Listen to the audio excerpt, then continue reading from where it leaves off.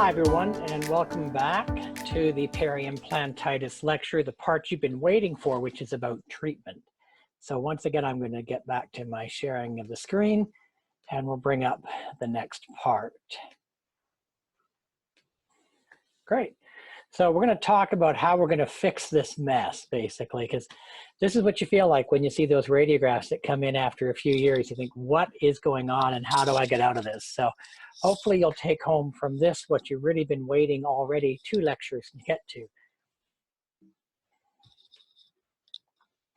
So just a quick reflection from yesterday, from the previous topic, we had done this before in a live webinar, and these were some of the questions. I want to point out that I think most of the mistakes that are being made by surgeons are malposition related, inevitably leading to exposed rough surface, either by doing flapless or just not having enough bone around the implant or not grafting when they need to. And by the way, one study by Marco Tallarico showed that the odds ratio for malposition was 48 times higher for peri-implantitis. You couldn't get a bigger odds ratio than that. Periodontal disease, if it's not well controlled, a lot of times it's overlooked, and that's really inexcusable with implants. Bone grafting is complicated, and bone grafting has complications. We know that it increases risk, whether it's a socket graft or a bone graft on an implant. So try to avoid them if you can, but of course you have to sometimes. And when you do it, you have to learn how to do it properly. And restorative errors with no oral hygiene access. And then down further is things like smokers and cement, because one of the questions we had from a previous lecture I gave was, does cement cause all this? And if we get rid of cement, do we solve it? And the answer is no. There's all these other things that are being overlooked, and they're obvious. And they add up.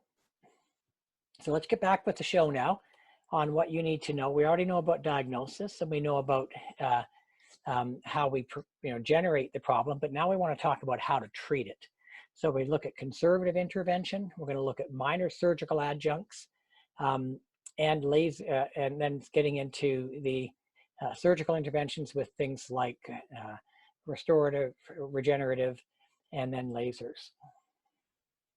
So as we started before, we need a guide. We need to know from when we have early disease, what do we do, to when we have advanced disease, what do we do, and an intervention related to that. So we go to the early days. There was a proposal by Froome and Rosen that had a suggestion, and they would look at combining bleeding or suppuration, and they used 2 or more spots of bleeding.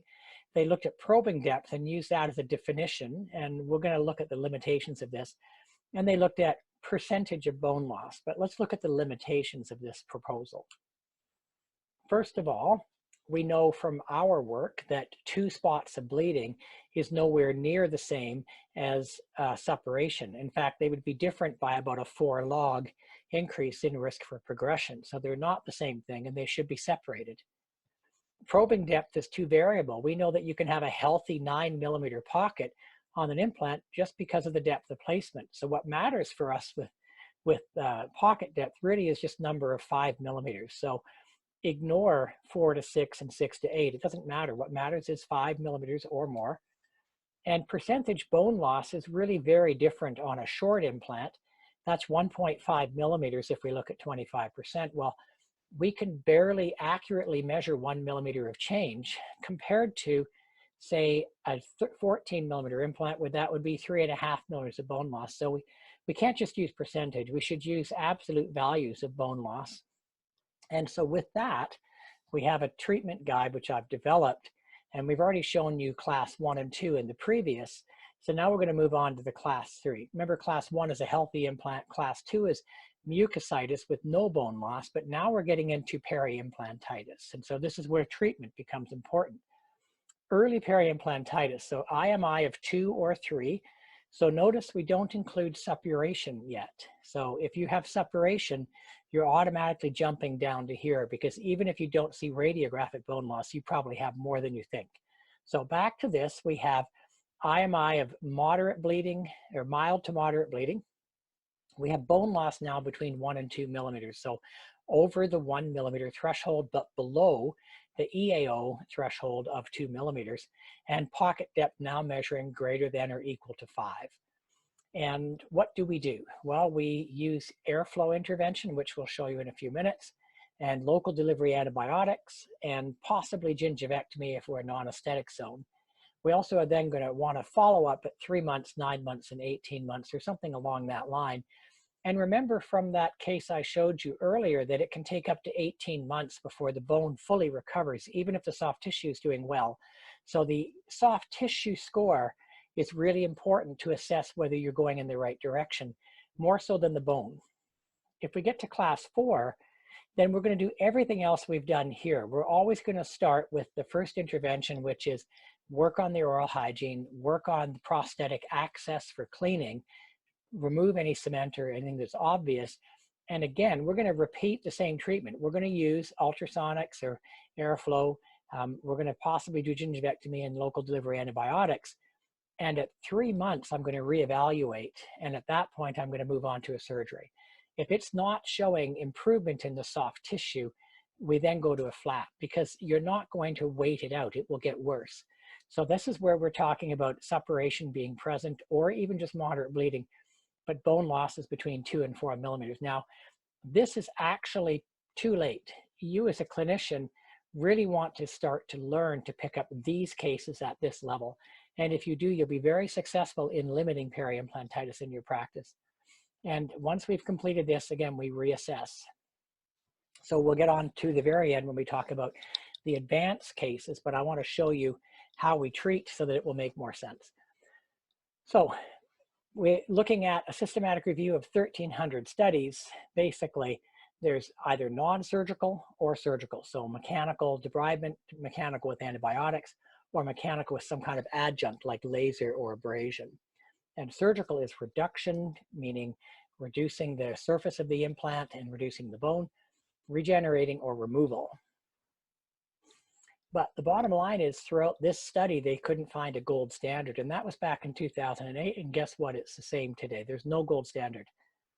So where do we start? We start with oral hygiene. We say, I like to use an electric brush, especially the Braun, because a small head gets in and underneath some of these contours, and we advise the use of an interdental brush. I know there's some controversy. Some people say you shouldn't use the metal edges. This metal is not on the implant. That's on the prosthesis. The implant is below the gum. And even if it was the margin slightly above the gum, I am not the least bit worried about that. I am more worried about floss, especially woven floss. So there's been a study that shows this super floss type can cause problems. We'll look at that in a minute. And water pick, I'm going to put under the classic, or the category of maybe. We'll show you. So here's an example of oral hygiene as a treatment. This was a case where the bone was stable at our stage 2. We saw them for 1 year follow-up, and you could see bone loss extending down beyond the first thread, and pocket measuring about 5 millimeters with an IMI of 4 because we had suppuration. So the only intervention we did here was teach a proxy brush and get an electric brush and get the patient back in to verify that he's doing that. And that's what it looked like. So we went from below the first thread to now slightly at or above the first thread. And we got no new bone loss, and the tissue is very healthy. And the cool thing is the same patient came back 10 years later for another implant in a different area, and we were able to look at the outcome, and it has remained stable over 10 years just with the impact of improving oral hygiene. So do not overestimate the benefit or the importance of oral hygiene on your implants. What about using rinses? Well, Listerine is a commercial rinse. And if it's done in addition to mechanical plaque control, that's important to know that it's not in replacement of it. Done daily, it has a significant reduction in mucositis and plaque. So I think it's a good benefit. We see a plaque reduction of 50% and a bleeding reduction of about 30%. So if you're having someone who just doesn't quite get it, there's no problem adding this. The key is to make sure it's not replacing oral hygiene though. What about using a water pick? Well, water picks, if they're done with the conventional tip, can be a problem because they are high pressure. And do you remember from part 1 lecture that this epithelial attachment can be very thin, and if it's inflamed, it's effectively very weak.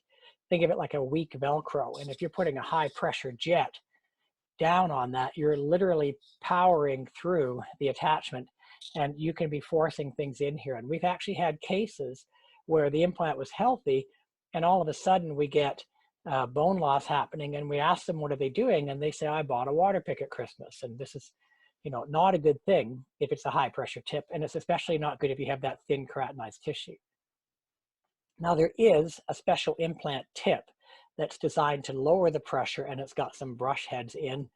And there is a study from Tufts that showed that it's improvement over not using that with brushing alone. So, you know, again, I don't recommend it routinely, but if somebody is going to use a water pick, only ever use the special implant tip.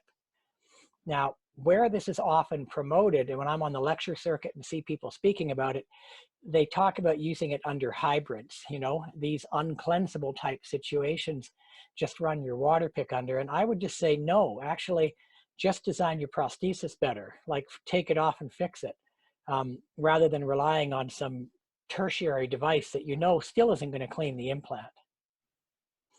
What about floss? Well, this study in 2016 took a look at a rough surfaced implant. If you run floss, if you have any exposed rough surface, or you have a margin catch here, you will get either wax residue or floss literally leaving shreds behind. And so that's a risk. We actually don't recommend flossing around implants. Whatever you do, don't teach 360-degree wrap though.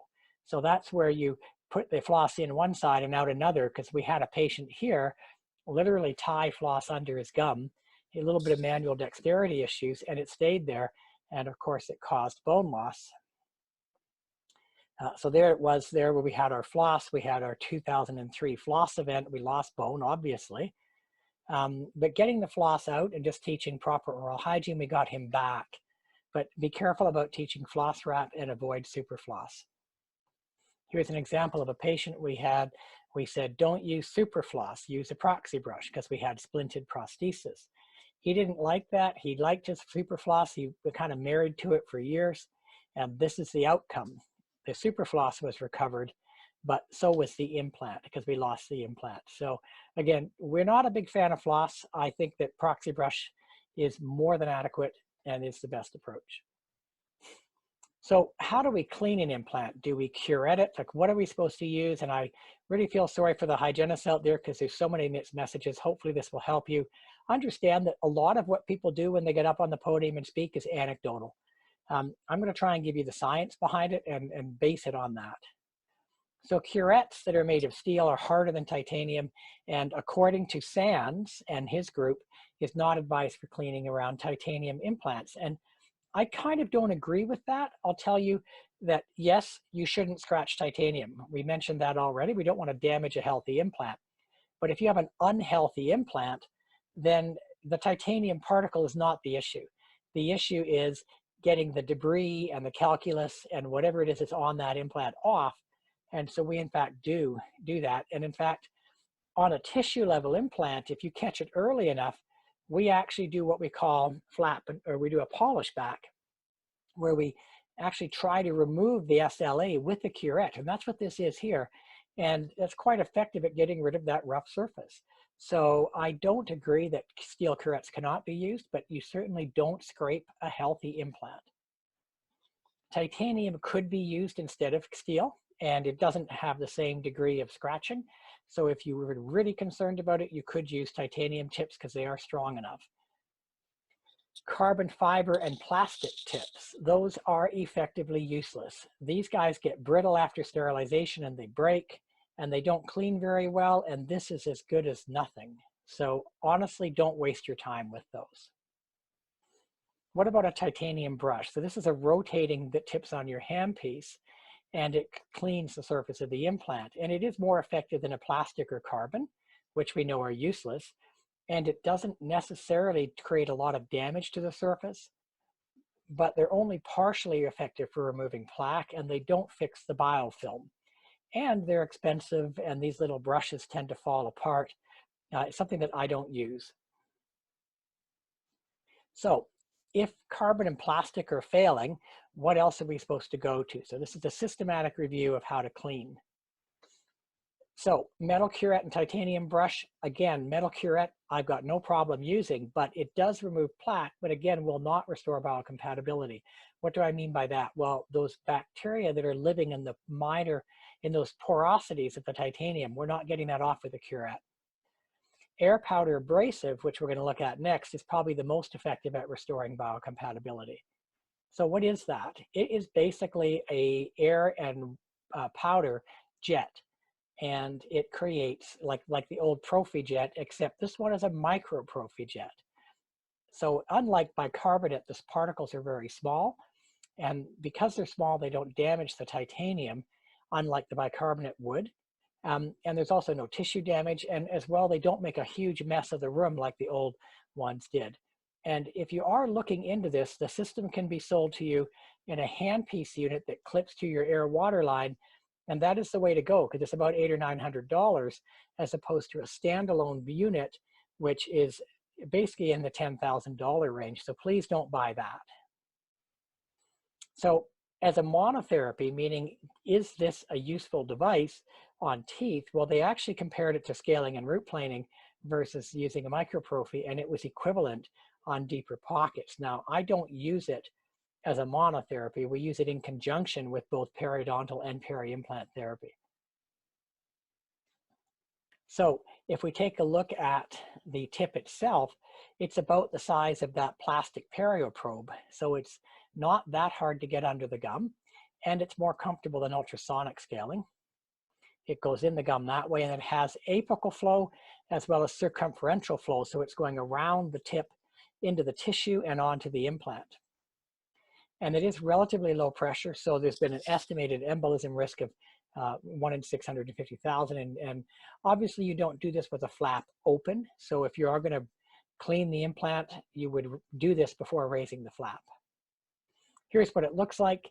You can see that the tip getting just kind of in or under the gum line and some of that powder getting around there. Now, that's the issue with this. We'll talk about that in just a second. So if we take a look at how well does it clean, we're going to take a etched, smooth surface titanium or a etched, which is a rough surface titanium, and we're going to compare a plastic curette, carbon curette, Profibrux Proshi cups, ultrasonic with a peak, which is the other more common approach, and the EMS flow. And the result is if you have smooth titanium or the machine surface, basically everything works. So good, but we don't use those anymore. So if we have a rough surface, the best is treated with the EMS flow or the peak. They were both equal, but in fact, they only did get about 96% removal. And so if you're going to have to clean, these are your devices of choice. Now, this one, as we mentioned before, releases titanium particles. So if we're including that information, this becomes your best choice. But let's say you don't want to buy the unit and you still want to do something, this would be your next best choice. Okay, so hopefully for the hygienist, that answers the perennial question of why does everybody tell me to do one thing and someone tells me something else? It's because they don't look at the science. So the glycine prophy, if we were comparing that to a curette with chlorhexidine, it's going to be about 4 times more efficient at reducing bleeding on probing. But here's the reality of it. Unfortunately today, both the ultrasonic and the glycine in our COVID reality means that we have aerosols. So in our office, we're looking at the Max Air system coming in the next few months, but really aerosols are not allowed probably for the next 1 or 2 years, especially since there's other ways of treating it. So what else can we do? This is what we do. So this is a subgingival minocycline microsphere. We use it off-label because it's designed for periodontal disease in terms of market approval, but it is quite effective. I think it's more effective than a laser and every other non-surgical device. So in one study, using Arrestin only as a treatment, they were able to show that there was about a reversion to healthy gum or healthy bacterial profile, about 50% of cases, which is pretty amazing because we had told you previously that that microbial profile in a peri-implantitis is very resistant to change. So to revert over the course of a year to 50% conversion to healthy is very effective. And disease progressed about 30% of the time, which means roughly 60% of the time it didn't. So if there's one thing you can do to avoid progression that doesn't take a lot of time and maybe avoid surgery on about 60% of cases, this is it. So in a random controlled trial, if you're comparing it to chlorhexidine, basically, we're going to find using debridement and then adding either chlorhexidine, Arrestin, or a sham, like a pretend chlorhexidine. Arrestin improves both pocket depth and bleeding on probing, up to 1.5 millimeters of pocket reduction, and chlorhexidine had limited effect, basically equivalent to controls. So, you know, again, some hygienists and other people get up and speak and talk about irrigating with povidone or irrigating with chlorhexidine. And you know what? No better than a control. Don't waste your time. This is far more effective. If we take a look at a very interesting study, it's called a 3-arm study. So they looked at Arrestin versus Emdogain versus a control. But what makes it interesting is it's an active control. By that, I mean, they used an ultrasonic scaler and EMS glycine as their control group. And then they added either the Arrestin or the Emdogain or the sham. And a very interesting study because we're taking our best clinical treatment and then adding 2 popular adjuncts. Arrestin was more effective at gingivitis reduction and pocket reduction, and even better than the enamel matrix. Bleeding on probing, if we look at the active control, it was effective at 20% versus 60% with the Arrestin and 50% with the Emdogain. So in any case, if you're going to be doing cleaning around an implant like your EMS flow, you should add an adjunct, whether it's Arrestin or Emdogain. Those are your kind of 2 best choices. So here's my game changer. And, you know, I'm not paid by Arrestin. I wish I was, because I think after I speak, most people start buying it. But this is why I did it. So we had this case, phone comes in, is this normal? Can I send it in to you? It's one of our implants. That's what it looked like at 1-year follow-up. It was a TE, so 1.8 millimeters. That's a smooth, rough interface. So that means no bone loss. Patient had gone away and went to a different general dentist who didn't really pay attention to the case. And this is what happens. They then left that dentist and went back to the original dentist who I was involved with here, who freaked out and said, you got to go see David. So here we are, 6 years into the case, and clearly bone loss. So when they arrived in my office, we had separation, so that's IMI of 4, and a 9 millimeter pocket. What did I do? I did a gingivectomy. Why? Because this margin is where bacteria live. I want to try and get that above the gum line. And then I did a 4-dose circumference. So in other words, I did 1 shot here, 1 shot there, 1 shot there, and 1 palatally. So think of like if you're putting fertilizer around a tree, you're trying to pack that pocket with the Arrestin. Each dose, by the way, is 0.25 delivery, 0.25 milligram. And that's what it looked like at 3 months. So clinically, really nice improvement. And we have an IMI of 0 and now a pocket of 4 millimeters. Radiographically, if we follow up at 1 year, you can see we went from about 3 threads to about maybe 2 threads or 1 thread.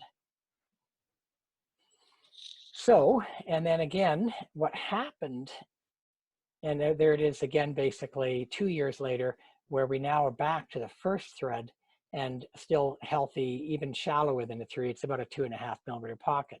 So, but what made this case interesting to me was this.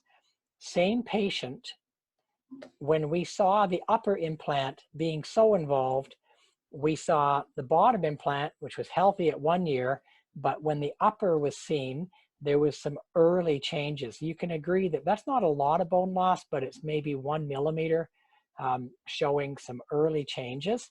And it was mild bleeding on probing. So we did the normal thing we did. Think of that as our control. We did ultrasonic and chlorhexidine because this was 10 years ago before the GCF flow. So again, our control treatment of trim the gum and ultrasonic and chlorhexidine, but no Arrestin. So everything the same. And look what it looked like when we got her back. So the upper implant in the meantime had improved. The bottom ones got worse. So again, we can see the deeper pocketing.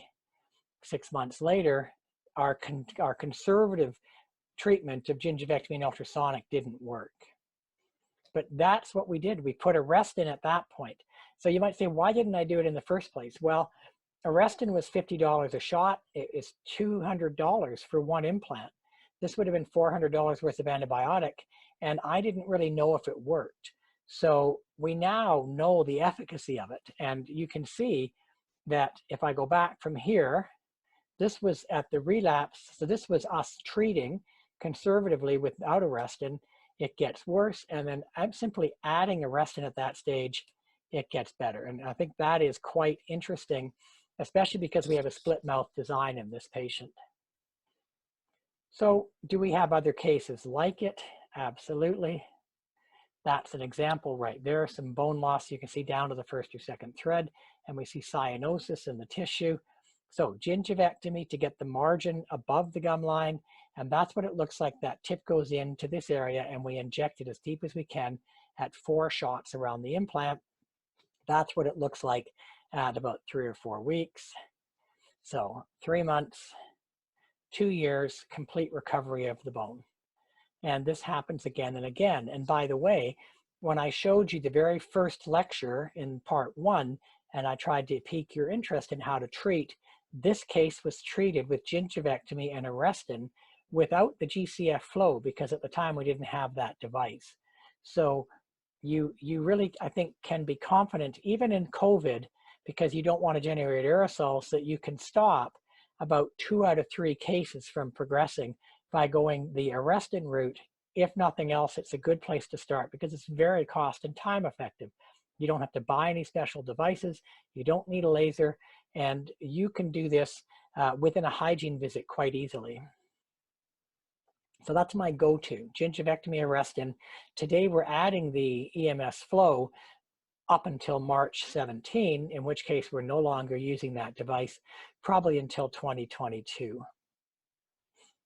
So as I promised you in the beginning of the lecture on part 1, that I don't like pretty pictures, and so far I've just shown you cases, but I'm going to tell you that we've actually are working on a study right now. I've been putting together the numbers, and this is a chart review. We have 275 cases where we've done Arrestin, but I've only gone through the data on 105 right now. This is not peer reviewed, it's not published, so this is just me telling you where my data is at. And we've had more than 275, but we have 275 with at least a 1-year follow-up. And 65% improved, which is very close to the work that Dr. Heitz-Mayfeld showed, that 60% improved.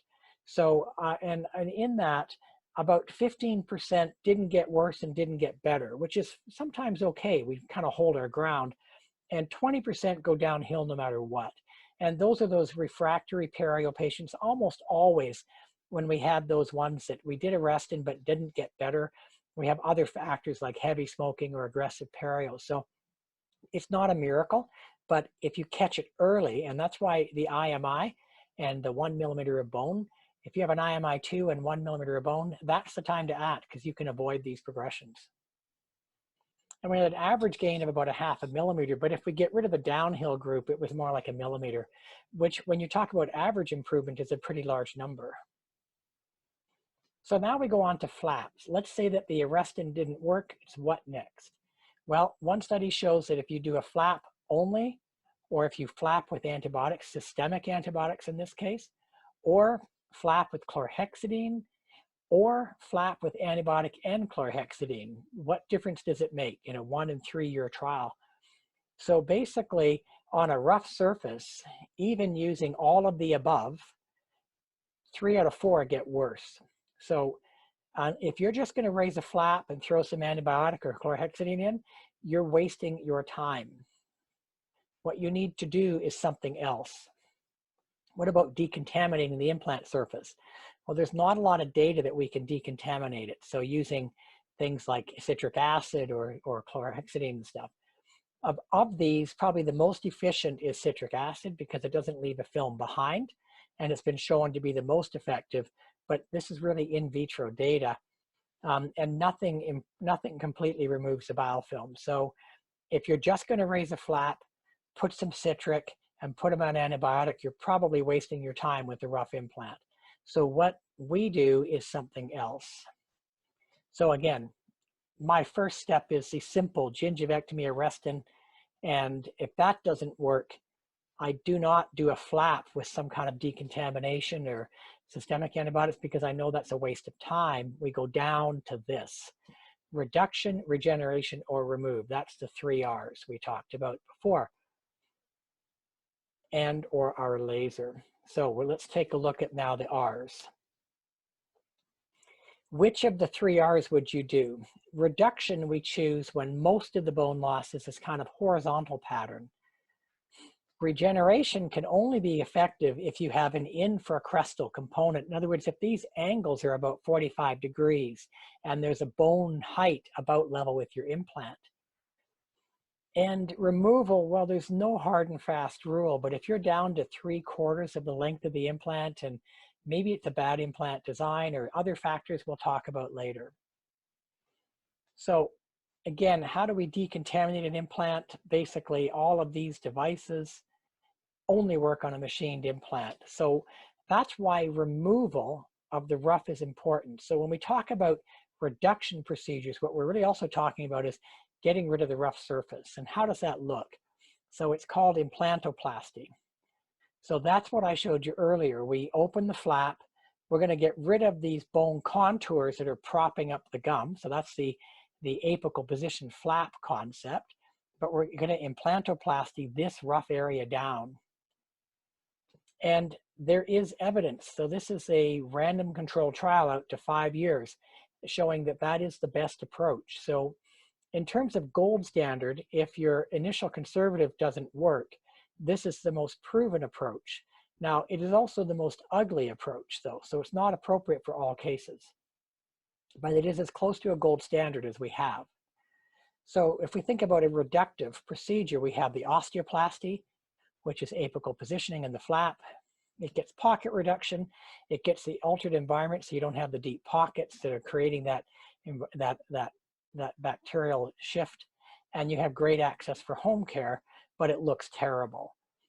If we have the implantoplasty, we're getting rid of the rough surface. It's absolutely going to get rid of the biofilm because you're removing the entire house the biofilm was living in. And by removing the rough surface, we don't have the long-term risk. As well, by getting rid of the threads, we get rid of the problem of cleaning around those overhangs and threads. But does it weaken the implant? That's a good question. Let's take a look. So, you know, this is as easy as 1, 2, 3. By the way, people always ask, what do you use? We use like a flame burr to get the initial, and then a brownie and a greenie, you know, and basically you get to a smooth level. And Xavier has shown that you can get as good as machined surfaces by doing this.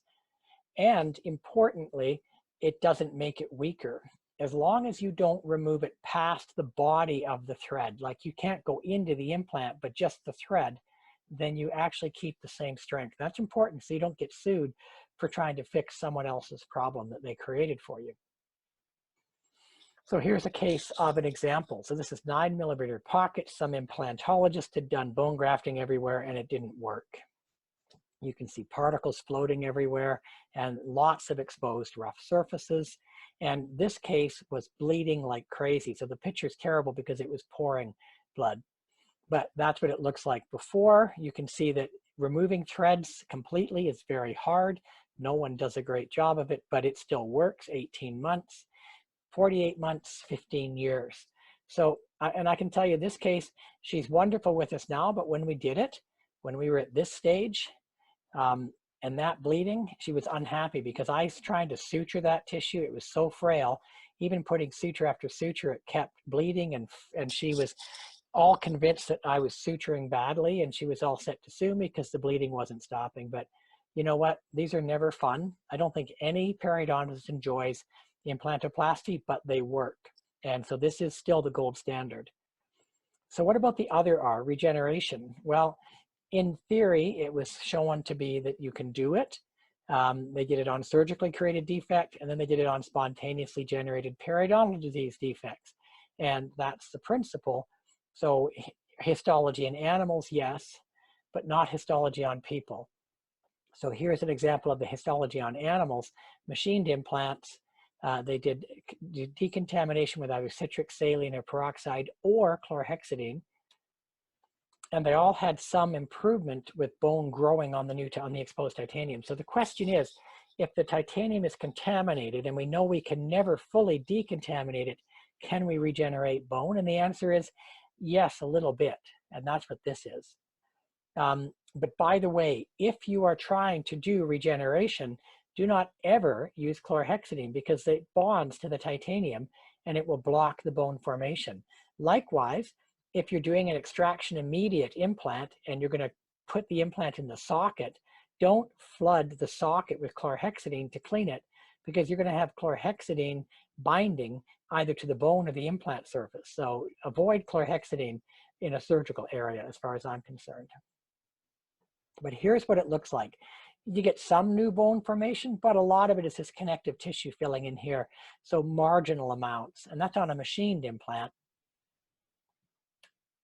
But what about a rough surfaced implant? Remember, we can even have a harder time cleaning those. So the same study design where they left the implant exposed so that it could get plaque, and then later tried to clean it, this time citric peroxide or saline, and a control implant that was perfectly clean, and try and install that to depth, and then do histology to see.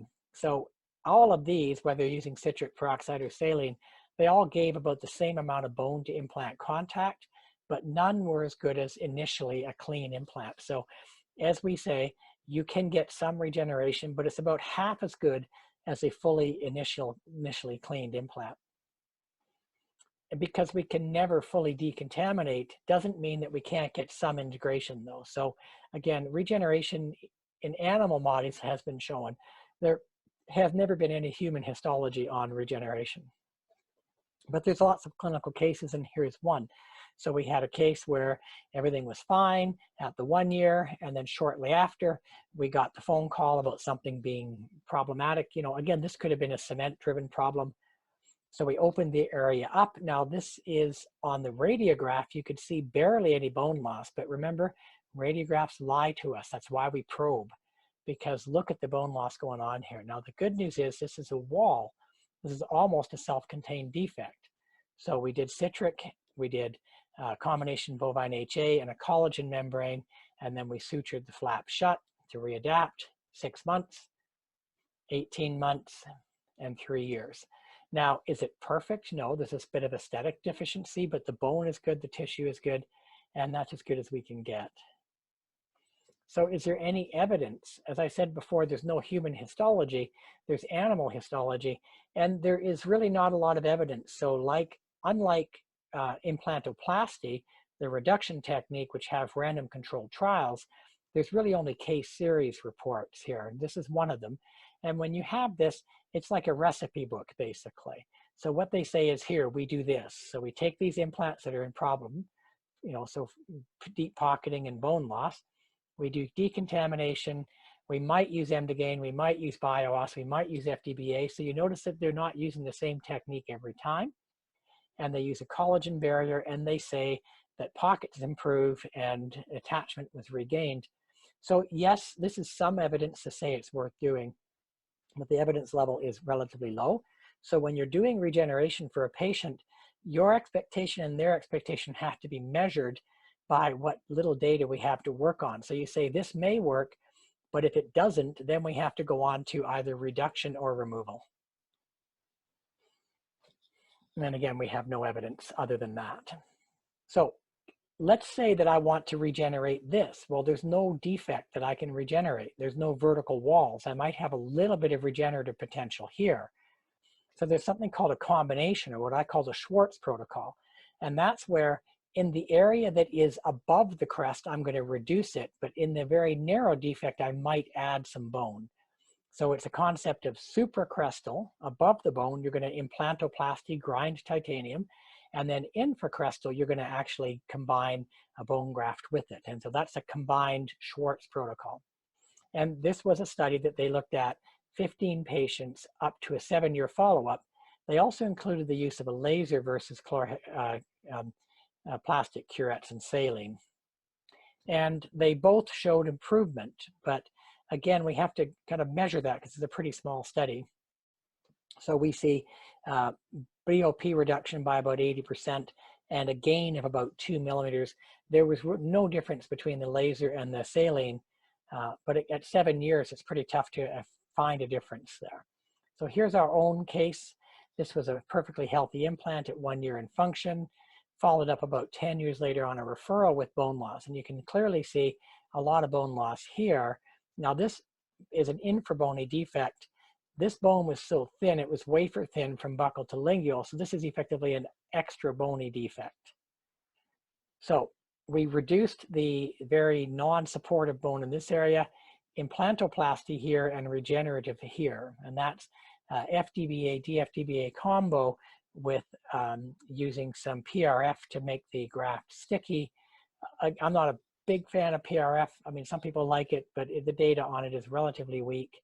But here, nonetheless, we do get regeneration of that bone here. Do we get really full contact with the threads? No. We probably get about 20 or 30% contact. But we get a stable outcome, and certainly better than where we were, and certainly better than reducing it all down and creating an aesthetic nightmare. So the final solution is removal. And in a case like this, where the implants are too close together, they're an hydroxyapatite, rough surface that are really poor. This implant, by the way, was never in bone because this was a knife edge ridge. This is just bad placement. So when do you remove an implant depends on what it is. One question is who placed it? If it's your implant, you're going to try to save it. If it's someone else's implant, you take it out. And I don't agree with that because I have a case where a general dentist I work with who does very good implant surgery came to me. He's placed 100 implants and he just lost his first implant, but he didn't remove it. The patient moved to a different city and the implant was removed. And I said, show me the x-ray. The implant had 2 millimeters of bone loss and otherwise was a perfectly salvageable implant. And so, no, that is not a good algorithm. You know, other algorithm is these. Look at the type of surface, what was the cause, and what are the complicating factors. So here we have a Mexican implant. We don't know what the surface is. These implants, again, were never in bone, and the bone loss is down to 80%.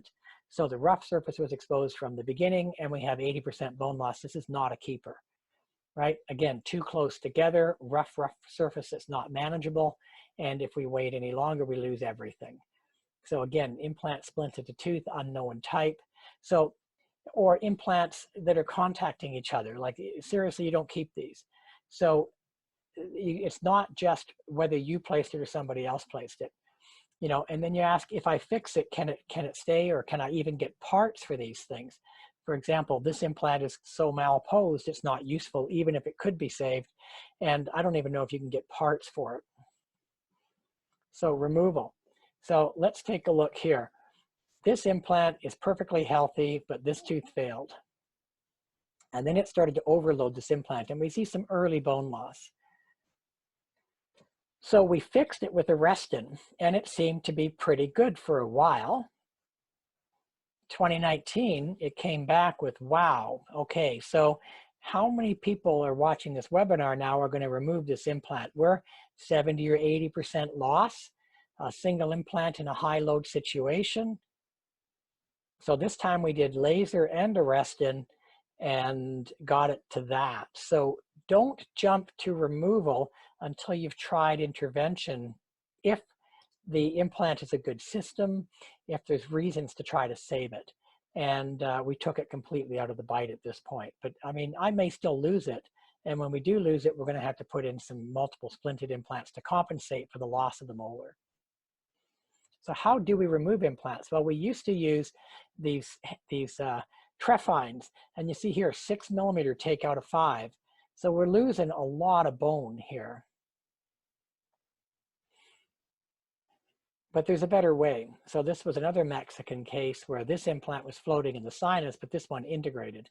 So what we do is we have a reversal kit. This screws in forward, but then this piece here screws on backwards, and it actually creates a reversal torque on the implant. And you get a very high torque, so you can pull it right out of the bone by spinning it backwards without damaging it. So now you can use that without losing bone. And that is available from Biomet 3i, whatever company they became. And I think Neodent also sells the kit.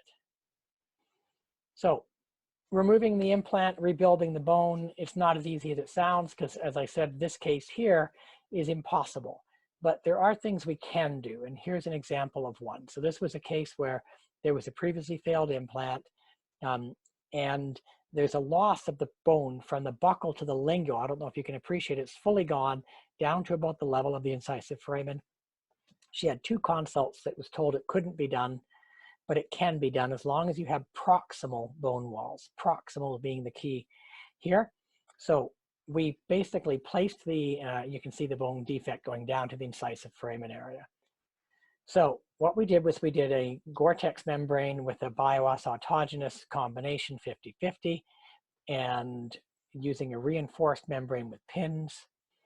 We then got primary closure, which is not easy to do. You can see the effect of the alveolar attachment line.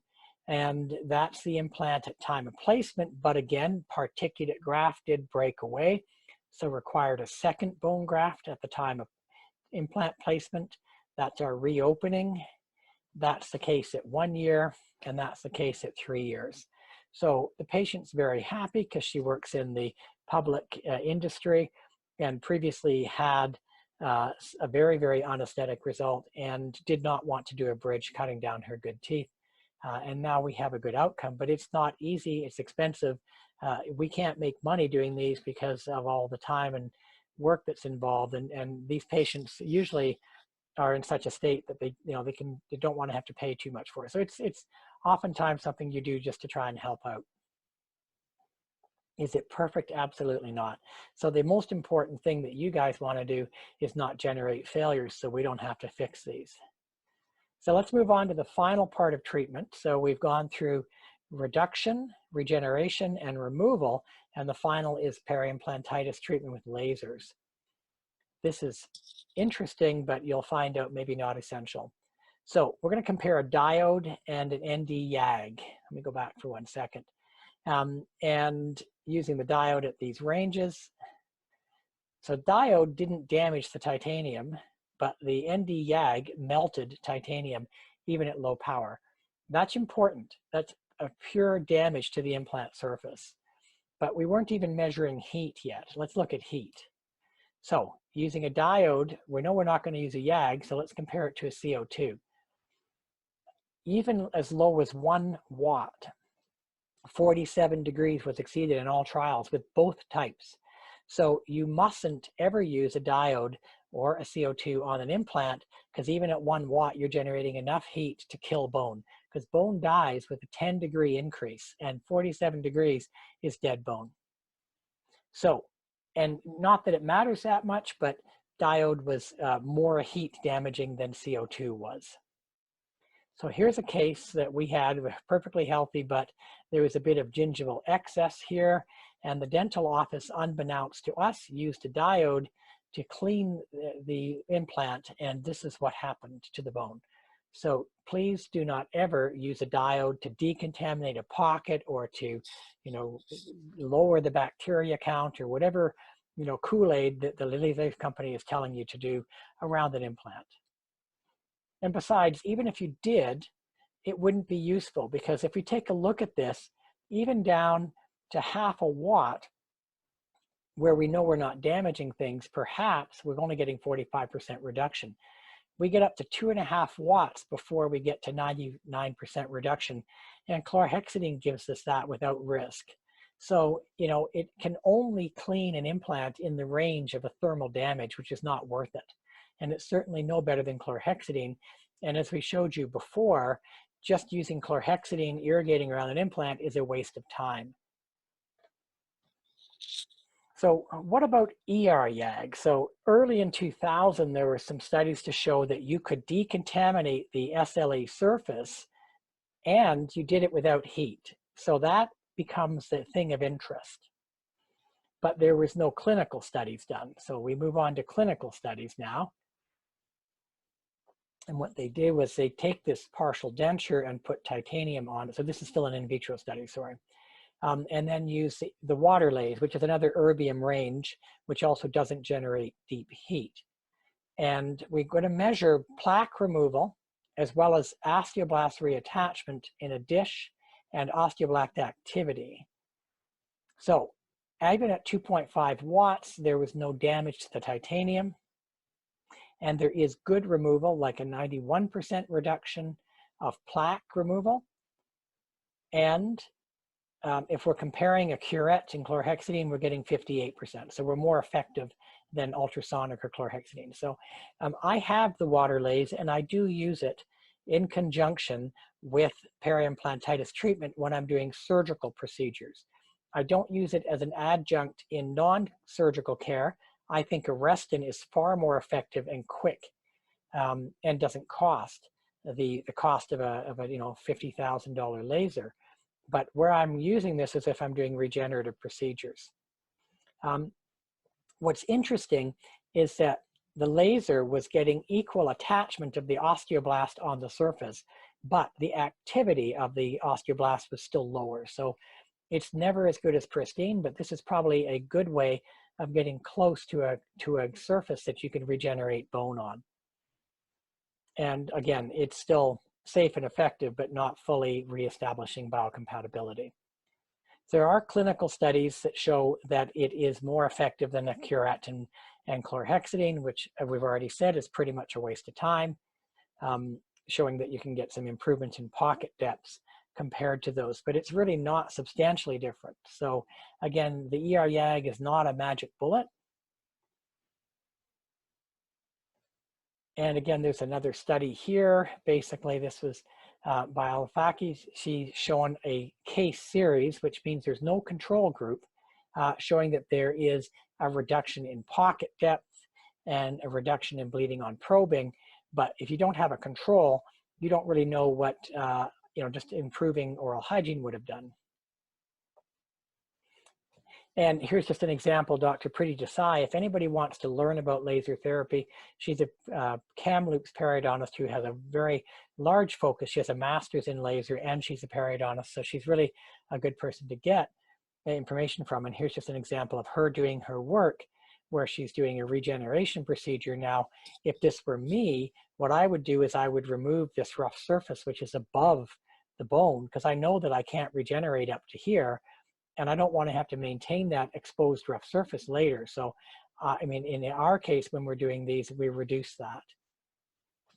And again, something along the lines of a Schwartz protocol, where we reduce what we can't regenerate. And again, his study was also including the laser, but as I said earlier, didn't really show any difference between the effect of the laser or, sterile saline and a curette. So is it a magic bullet? No. Is it something that I use because I have it? Yes. But the bottom line with lasers then is ND-YAG, no human studies, and we know it damages titanium. So even though you can go to a conference and you will see huge posters of this ND-YAG laser saying laser implant treatment, blah, blah, blah. I mean, first of all, their cases don't even look any better. But beside the point, there's no data. So do not ever use an ND-YAG on an implant. CO2, again, there's basically minimal data. And diode, we know there's damage, and there's only one study ever published, and it was a case report, and it was on a mobile implant. And Jay Perio, I read the article and I thought, what a bunch of garbage. You're trying to treat a mobile implant. A mobile implant by definition is a removal. So I really suspect the quality of the authorship on that paper. And the only one that has several studies behind it, including random control trials, is the ER range lasers. And they might show improvement. But here's the thing. The evidence to date, and this is a very current systematic review, says it's not fundamental. So save yourself the money. Most importantly, do not ever use anything other than the ER range, because all of these represent a risk to you. So now back to the final treatment guide so you can wrap up. Again, we said do not damage or treat a healthy implant. You can work above the gum if there's calculus with whatever you like. I don't care if it's above the gum. Just don't go below the gum and start generating titanium particles or damaging tissue. So avoid ultrasonics as well. If it stays healthy, you can go to a 2 or 3 year follow-up with radiographs and clinically every 6 months to 12 months. Now, mucositis means no bone loss beyond a millimeter, and you might look at using airflow, but focusing more on things like oral hygiene, access, and checking for cement. You might add Listerine or bleach rinses depending on the patient's compliance. Again, no powered ultrasonics, but what if there's no bone loss, but you have IMI of 4, which is suppuration? Well, then the fact is you don't see the fact there may be bone loss, so you move automatically to class 4. Class 3, as we mentioned, we start using airflow and local delivery antibiotics because I want to catch this while there's 1 or 2 millimeters, because that's where I'm most effective at getting that 60% conversion that we talked about. I will often use a gingivectomy anywhere there's a non-aesthetic zone to get that micro gap or margin above or at the gum line. And again, we're going to reassess at 3 months and 9 and 18 months to find out whether things are improving. And we can't just rely on the bone change, but looking at the soft tissue to know it didn't progress. Level 4, we do everything that we did up here. The difference being that if we don't see clinical improvement, we're going to move on to flap surgery, because the longer you wait, the more bone loss you get. And again, we reassess. Now, this is class 5. So we're talking about 4, 5, 6 millimeters of bone loss, or something along the lines of half the implant length. And so we're going to do everything else we did before, because sometimes a rest-in and gingivectomy might solve it. But if it doesn't, we're going to reassess. And that's when we go on to the flap surgery of regeneration, reduction, or combination. And some people might even consider removal here. I would not, unless there was a problem with the implant position or the make of the implant, or it was maybe jeopardizing an adjacent structure. And then here, once you get over 60% bone loss and or 6 millimeters, like if you had a 7 millimeter implant and you had 5 millimeters of bone loss, that's not a good situation. Then removal may be your best option, but I would still, as you saw in that one case, maybe try the conservative approach and see if the implant was otherwise a good design in a good useful position, and then reassess basically. So you never can tell, but this is hopefully giving you a reference point. And I think the best thing to do is to copy these last few slides and put them in a reference point for you. So again, IMI 2, which is moderate bleeding, mild to moderate bleeding, and bone loss of 1 to 2. Most important, you intervene there, and that is currently being overlooked by the dental community. Conservative intervention includes increasing oral hygiene, removing supragingival calculus with anything you like. I don't care if it's a steel curette, whatever. Supra, you do what you want. Subgingival, a glycine airflow is the best, or you could use the ultrasonic with a plastic tip. Not my favorite, but it's still suitable. And local delivery antibiotic, Arrestin, and maybe gingivectomy. If no improvement, you move on to surgery. If you're going to do surgery, reduction is proven, but it makes it look ugly. Otherwise, it's the treatment of choice. Regeneration is possible, but it's not proven. And you've got to make sure your patient's expectations are realistic. And lasers, okay, only in the AR range, but you don't have evidence to make it worth the $50,000 or $70,000 purchase. So with that, I'm going to end the screen share, and I'm going to be open for questions. I think we're going to be doing a separate session for that, so I look forward to your questions.